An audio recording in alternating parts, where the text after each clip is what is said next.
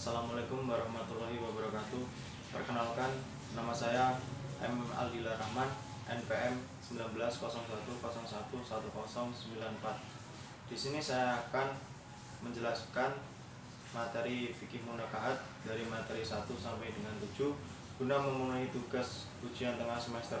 Materi yang pertama adalah nikah adalah ibadah, merupakan ikatan atau kesepakatan janji yang dilaksanakan dua orang untuk meresmikan hubungan perkawinan. Dalam bahasa Arab, pernikahan berasal dari kata an-nikah yang memiliki arti jima atau hubungan seksual. Selain itu, kata an-nikah juga memiliki makna akad yang berarti ikatan atau kesepakatan. Pernikahan dapat menjadi wajib hukumnya jika seseorang telah memiliki kemampuan untuk berumah tangga, baik secara fisik maupun finansial, serta sulit baginya untuk menghindari zina. Orang tersebut diwajibkan menikah karena dikhawatirkan jika tidak, maka ia bisa melakukan perbuatan zina yang dilarang dalam agama Islam. Materi yang kedua yaitu konsep peminangan dan kafaah dalam Islam. Peminangan sama dengan khitbah dalam bahasa Arab, yang berarti permintaan atau peminangan. Sedangkan menurut istilah, peminangan didefinisikan dengan beberapa pengertian. Antara lain, peminangan adalah permintaan yang mengandung akad perjanjian dari seorang laki-laki terhadap perempuan untuk melangsungkan akad nikah, baik secara langsung maupun melalui walinya, dengan cara-cara yang sudah umum berlaku dalam masyarakat setempat. Materi yang ketiga yaitu syarat dan rukun nikah. Adapun rukun nikah antara lain, yang pertama ada mempelai laki-laki. Pelaksanaan pernikahan dimulai dengan prosesi akad nikah. Wajib hukumnya bagi mempelai pria untuk hadir dan tidak boleh diwakilkan. Perlu diingat bahwa akad nikah adalah proses penyerahan tanggung jawab dari wali mempelai perempuan ke mempelai laki-laki. Yang kedua, rukun nikah yang kedua yaitu ada mempelai perempuan berdasarkan syariat Islam. Rukun nikah yang kedua adalah adanya mempelai perempuan yang halal untuk dinikahi. Ada beberapa kondisi yang menyebabkan seorang perempuan haram untuk diperistri. Misalnya adanya pertalian darah, hubungan persusuan atau hubungan kemertuaan dengan mempelai laki-laki. Seorang laki-laki juga dilarang untuk memperistri calon mempelai perempuan yang sedang dalam keadaan hamil atau masih berada dalam masa iddah. Masa iddah adalah masa tunggu bagi seorang perempuan yang telah berpisah dengan suami terdahulu, baik karena cerai hidup ataupun cerai mati. Rukun nikah yang ketiga yaitu wali nikah untuk mempelai perempuan. Selain adanya mempelai laki-laki dan perempuan, dalam suatu pernikahan juga diperlukan seorang wali untuk mempelai perempuan. Utamanya wali nikah adalah ayah kandung. Namun jika ayah kandung telah tiada atau berhalangan hadir karena kondisi mendesak, seseorang yang berhak menjadi wali adalah kakek atau saudara laki-laki dari garis keturunan ayah. Selain itu, keluarga mempelai perempuan yang berhak menjadi wali diantaranya adalah ayah, kakek dari pihak ayah, kakak atau adik laki-laki seayah, paman dari keluarga ayah, serta keponakan laki-laki dari pihak ayah. Kemudian rukun nikah yang keempat, dua orang laki-laki sebagai saksi nikah. Agar pernikahan bisa sah, wajib hukumnya untuk menghadirkan dua orang laki-laki sebagai saksi saat ijab kabul. Kedua saksi ini harus memenuhi 6 syarat, yaitu berjenis kelamin laki-laki, beragama Islam, sudah akil balik, berakal, adil dan merdeka. Dua orang yang bisa menjadi saksi pernikahan adalah keluarga, tetangga, ataupun orang yang dipercaya oleh kedua mempelai. Rukun nikah yang kelima adalah ijab kabul. Sedangkan suatu pernikahan dapat dikatakan sah dalam agama Islam setelah mempelai laki-laki mengucapkan ijab dan kabul.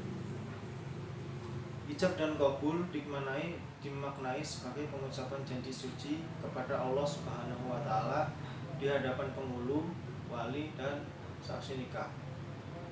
Melalui ijab kabul, mempelai laki-laki menyatakan kesediaannya untuk bertanggung jawab atas calon istrinya. Adapun kemudian syarat nikah.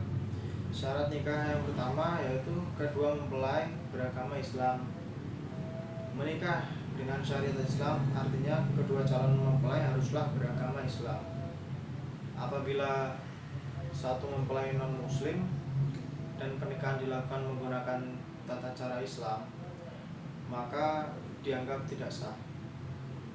Kemudian yang kedua, syarat nikah yang kedua yaitu mempelai laki-laki bukan mahram bagi calon istri.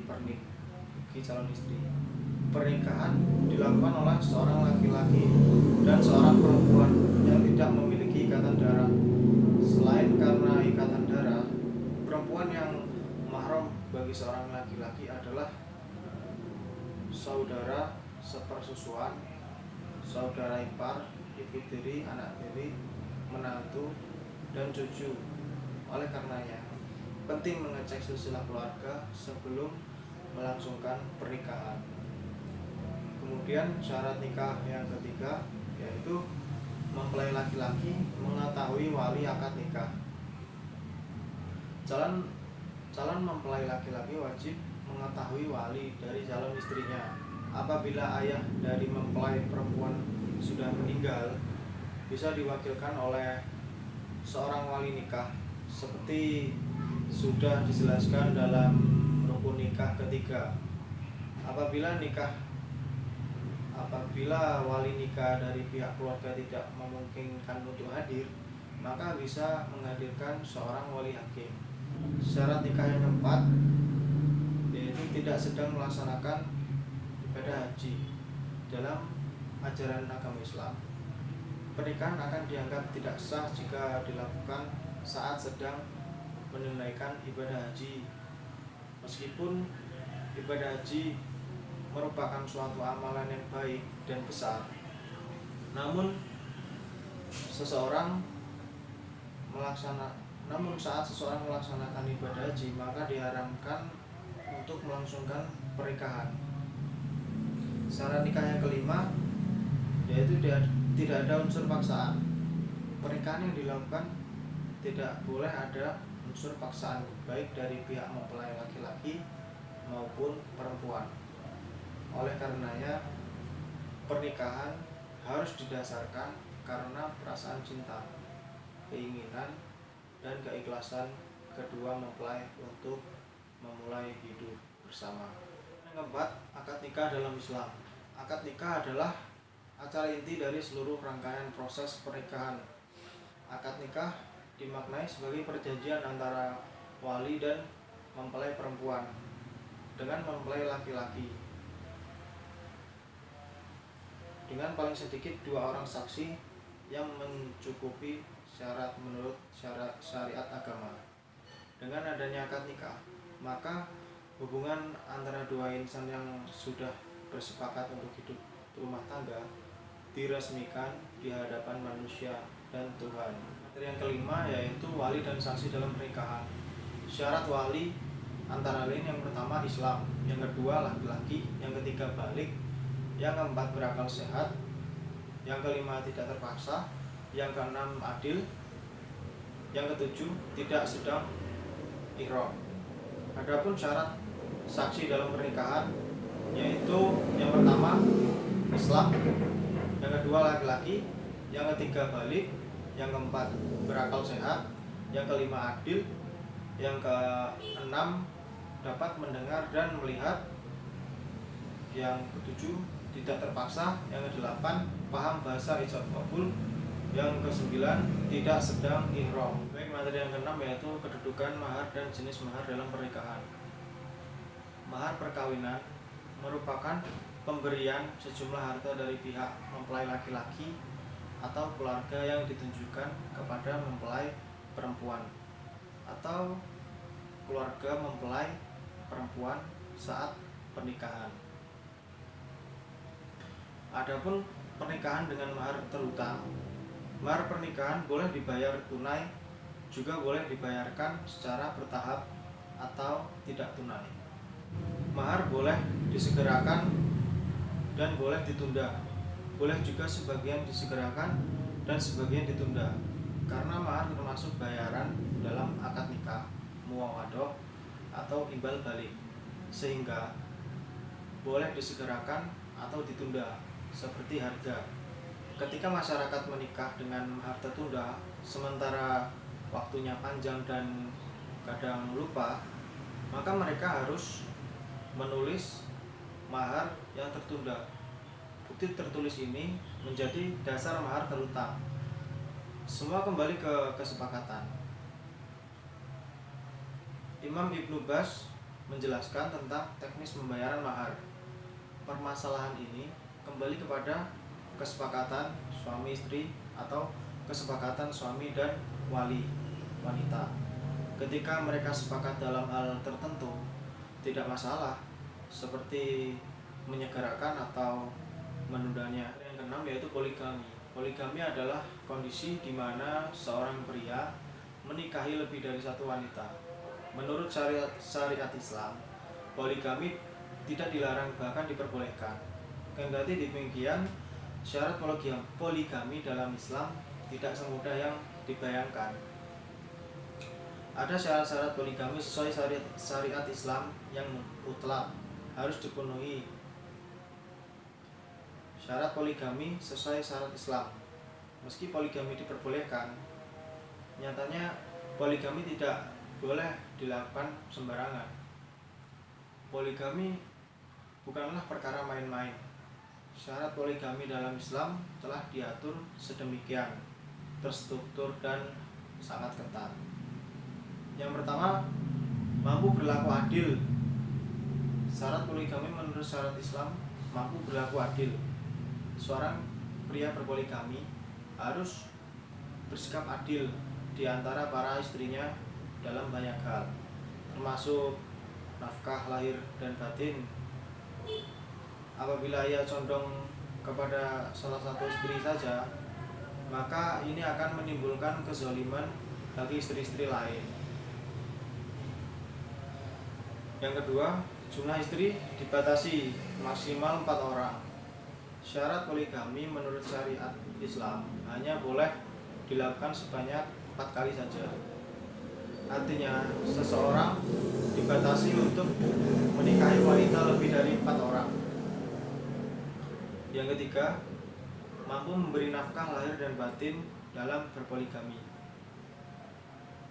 Setiap pria harus mampu memberi nafkah lahir dan batin bagi para istrinya. Apabila merasa masih sulit menafkahi satu orang istri, maka orang semacam ini sangat berhak dilarang dalam poligami. Yang keempat, niatkan semata untuk ibadah kepada Allah Subhanahu wa Ta'ala. Ketika memutuskan untuk hendak berpoligami, maka niatkan semata untuk beribadah kepada Allah Subhanahu wa Ta'ala. Dengan tetap mengingat Allah, seseorang tidak akan terlupa dengan akhirat. Yang kelima, dilarang menikahi 2 wanita yang bersaudara.